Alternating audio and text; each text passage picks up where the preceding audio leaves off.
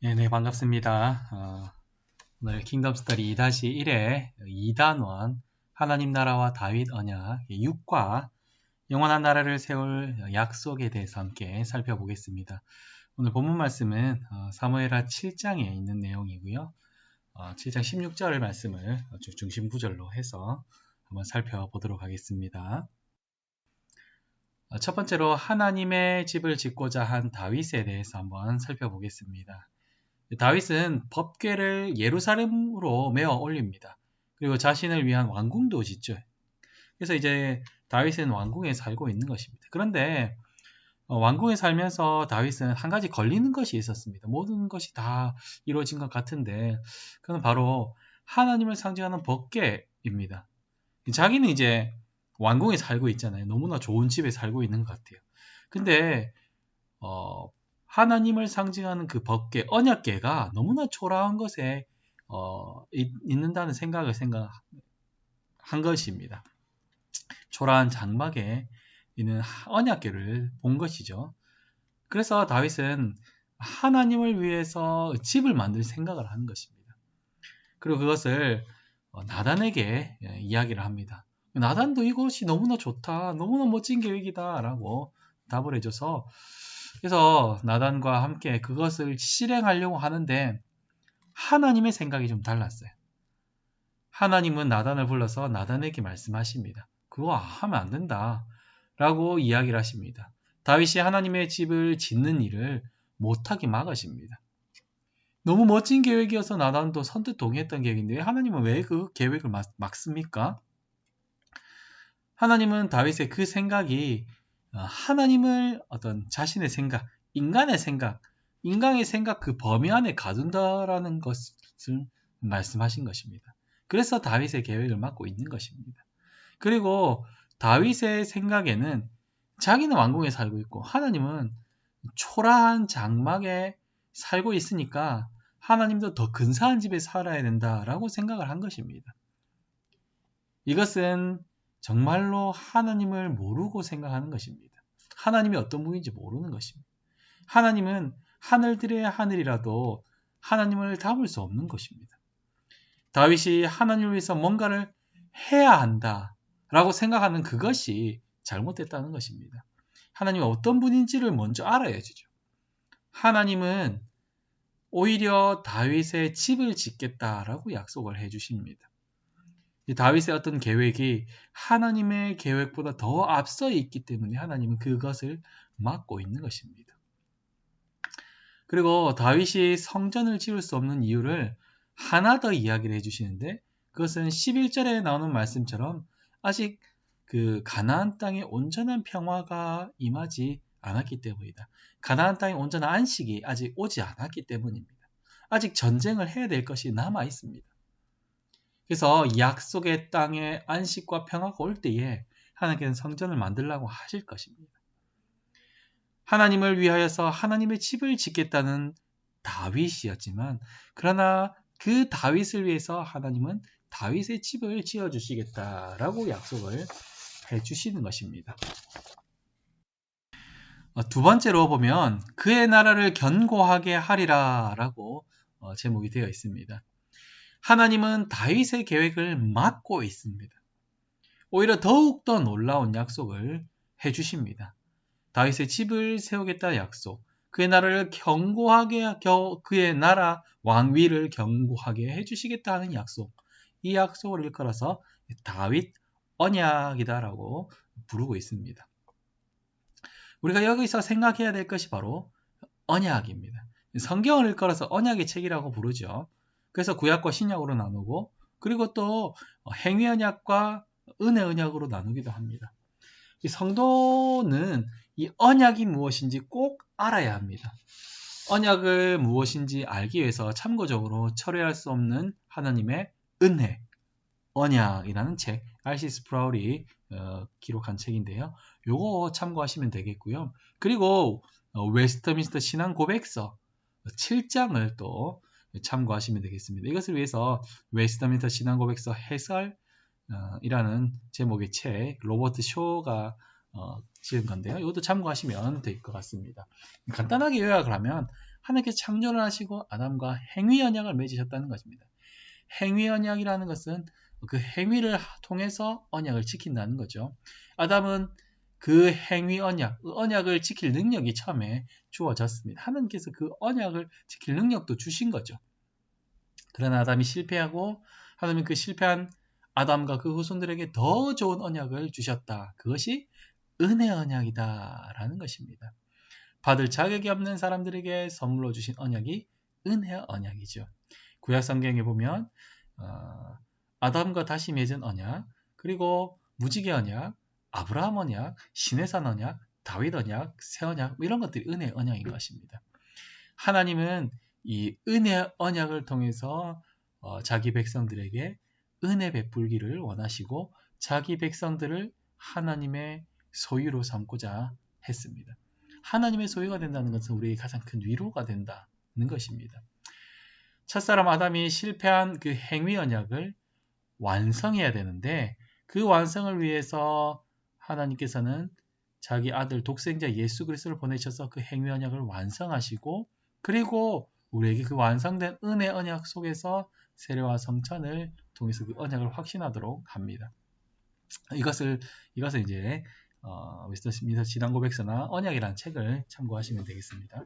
다시 돌아와서 그 중에 하나 다윗 언약. 그 핵심은 하나님이 다윗 가문의 왕위가 끊어지지 않고 그 나라를 영원히 견고하게 하신다는 것입니다.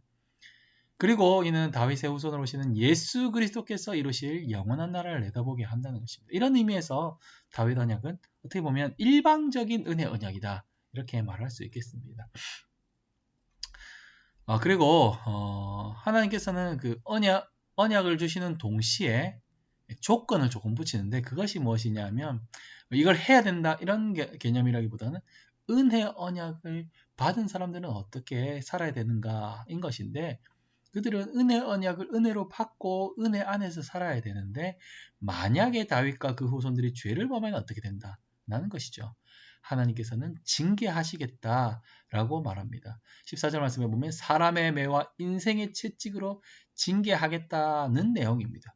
그런데 여기 14절에서 주목해야 될 내용이 있는데 징계에 대한 것도 있지만 징계보다 더 중요한 것은 하나님께서 아버지가 되시고 그리고 아들로 삼아주시겠다. 부자 관계를 맺겠다는 그러한 내용입니다.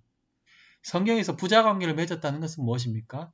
그 자기 자녀를 정말로 바른 곳으로 좋은 곳으로 가장 좋은 것으로 입히시고 먹이시고 살도록 하시는 것이 부자 관계에서 아버지가 자녀들에게 하는 것입니다. 그렇기 때문에 징계, 권징, 잘못할 때의 징계와 권징은 아버지의 아들에 대한 사랑의 표현인 것입니다. 그렇게 하시겠다는 것입니다. 그러나 다윗 이후에 보면 어떻게 됩니까? 다윗도 그렇죠. 이 사랑의 표현이 좀 거칩니다. 감당하기 힘듭니다. 다윗의 죄로 인해서 다윗의 집안은 칼이 떠나지 않고 많은 사람들이 죽어나가고 고통 가운데 있습니다. 그리고 그 이후에 다윗의 후손들로 오는 왕들도 너무나 수많은 징계가 있고 고통이 있고 어려움이 있고 식민지의 삶을 살아간다는 것입니다. 그러나 그럼에도 불구하고 하나님은 다윗과 그 한 약속 언약을 생각하시고 하나님은 그를 통하여서 영원한 왕위와 나라를 주실 것이 분명합니다. 그리고 이것을 소망하고 살아야 된다는 것입니다. 마지막으로 진정한 다윗의 후손이신 예수님에 대한 제목입니다. 하나님은 영원히 그의 왕위가 견고하게 하시겠다 약속하셨는데 좀 이상하죠. 왜냐하면 그 왕위가 시드기야라는 남유다 20번째, 20번째 왕을 마지막으로 끊어진 것처럼 보이기 때문입니다. 그 나라가 멸망하기 때문입니다. 성전도 부서져요. 바벨론의 식민지가 되고 페르시아의 식민지가 되고 그리스와 로마의 식민지가 되기 때문입니다. 그럼 하나님의 약속이 깨뜨려진 겁니까? 하나님 거짓말한 겁니까? 약속도 못 지키는 사람인 하나님이 된 것입니까? 그렇지 않다는 것입니다. 하나님은 그 약속을 성취하신다는 것입니다. 누가복음 1장 31절에서 34절 말씀해 보면 보라 이제 마리아에게 이야기하는데 내가 잉태하여 아들을 낳을 것인데 그 이름을 예수 구원자죠. 예수라 하라. 그가 큰 자가 되고 지극히 높으신 이의 아들 하나님의 아들이라고 일컬어짐을 받을 것이라고 하고 주 하나님께서 그 조상 다윗의 왕위를 그에게 주신다라고 말씀하십니다. 그리고 영원히 야곱의 집을 왕으로 다스릴 거며 그 나라가 무궁하리라. 영원 무궁의 무궁이죠. 무궁할 것이다 라고 말씀하십니다. 그렇습니다. 하나님은 그들의 실패, 다윗과 그 후손들의 실패에도 불구하고 약속대로 예수 그리스도, 독생자 예수 그리스도를 보내셔서 영원한 하나님 나라를 출범시키셨습니다. 그리고 예수님은 다윗의 후손으로 오셔서 다윗의 왕위를 받아서 영원히 왕으로 다스리고 있다는 것입니다. 그는 다윗 언약을 온전히 성취하십니다. 뿐만 아니라 이 이스라엘의 왕국, 유다 왕국, 유대인의 왕뿐만 아니라 유대인을 넘어서 이스라엘을 넘어서 이방인들도 하나님 나라의 백성이 되어서 하나님을 섬기고 예배하는 교회 시대를 활짝 열어놓으셨습니다. 예수님 십자가에서 죽으심으로 인하여서 자기 백성의 죄를 담당하시고 부활하심으로 사망 권세를 이기고 대적의 머리, 사탄의 머리를 박살내셨죠. 그리고 승천하셔서 영원히 영원 무궁하도록 우리를 왕으로서 다스리고 계십니다. 그리고 다시 오신다 약속하신 그 예수님께서 다시 오셔서 재림 때에 우리는 영원한 하나님 나라의 완성을 보게 될 것입니다. 이 하나님의 계획을 우리가 알고 바라보며 하나님의 은혜에 감사하는 성도가 되어야 할 것입니다. 그리고 무엇보다도 우리 자녀들에게 하나님의 계획, 특별히 언약을 계속해서 가르칠 수 있어야 합니다. 이 언약을 모르고는 언약 관계에 있는 하나님과 우리 사이를 제대로 모르고는 우리가 정말로 구원이 무엇인지 하나님이 어떤 분인지를 모르게 된다는 것입니다. 그래서 이것을 계속해서 우리 자녀들에게 가르칠 수 있는 우리 저와 여러분이 되기를 간절히 소망합니다. 정리하면 하나님의 백성은 하나님의 주권을 신뢰하며 기다려야 됩니다. 하나님은 다윗 언약을 통해서 영원한 하나님 나라를 약속해 주셨습니다. 그리고 다윗 언약은 궁극적으로 왕으로 오시는 예수님을 통해서 성취가 되었습니다. 5가 실천과 6과 적용입니다. 지난 적용에 대해서 나의 실천을 한번 돌아보시면 좋겠습니다. 잘 실천하셨습니까? 한번 나눠보시면 되겠고요. 잘 안 됐으면 왜 그런지도 또 함께 나눠주시면 감사하겠습니다. 그리고 이 6과 적용을 한번 해볼 텐데요. 나의 생각과 지혜로 하나님을 제한하진 않나.